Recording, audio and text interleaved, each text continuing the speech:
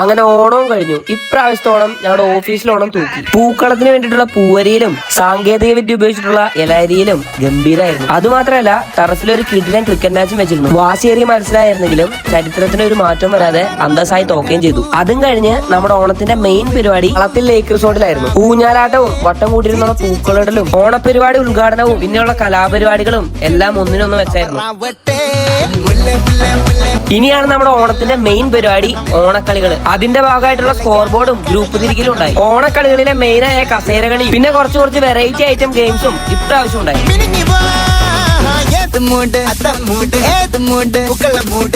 ഉച്ചയായപ്പോഴേക്കും 2 തരം പായസം കൂട്ടിയുള്ള സദ്യയും അത് ദഹിക്കാനുള്ള പെഡൽ ബോട്ട് ഡ്രൈവ് ഉണ്ടായി. ഇനിയാണ്ടാ നമ്മുടെ ഓണക്കളികളിലെ പ്രോ ഐറ്റം ഉറിയടിയും വടംവലി. 2020 മുതല് ഒരു വിട്ടുവീഴ്ചയും വരാണ്ട് തോക്കുന്നതാ വടംവലിക്ക്. പക്ഷെ ഇപ്രാവശ്യം വീണ്ടും തോറ്റു. വിജയികൾക്ക് നല്ല അടിപൊളി സമ്മാനം കൊടുത്ത് ഇപ്രാവശ്യത്തോളം ഞങ്ങൾ കളറാക്കി.